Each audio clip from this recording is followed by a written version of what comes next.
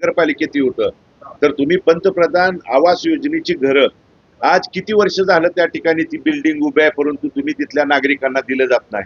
काही काही लोकांनी व्याजाने त्या ठिकाणी स्वतःचं सोनं गहाण ठेवून तिथं पैसे त्या घरकुलाला गुंतवलेत, परंतु त्यांना 4-4, 5-5 वर्ष 2021ला ती योजना पूर्ण करू म्हणून पहिला टप्पा 862 घरांचा सांगितला होता.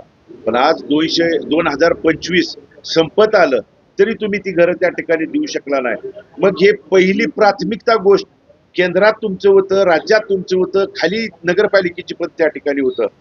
मग ह्या साध्या गोष्टी जर तुम्ही करू शकत नसाल तर कोणत्या तोंडानं तुम्ही त्या ठिकाणी लोकांच्या पुढे हे परत तेच तेच त्या ठिकाणी सांगणार आहे. लोक शुद्ध झालेले आहेत. तुम्ही केंद्र राज्य आणि त्या एकीकडं तुम्ही ब्रह्मांड नायक पांडुरंगाचं नाव घेऊन सांगता की पांडुरंगाच्यामुळं तुमच्या कर्तृत्वामुळं तुमच्या कार्यामुळे इथं निधी मिळत नाही.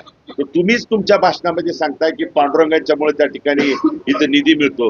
मग देवाच्या नावाखाली निधी मिळणाऱ्या तुम्ही त्या ठिकाणी ठराविक ठेकेदारांना हाताशी धरून टक्केवारी आणि मक्तेदारी करण्याचं काम आणि पाप गेल्या या 40 वर्षात झालंय. ते बंद करण्यासाठी कायमस्वरूपी हद्दपार करण्यासाठीची आमच्या तीर्थक्षेत्र विकास आघाडीची लढाई आहे आणि ती पूर्ण करण्यासाठी लोकशाही पद्धतीने इथला समस्त मायबाप जनता उद्याच्या 2 तारखेला पाठीशी त्या ठिकाणी उभा राहणार आहे.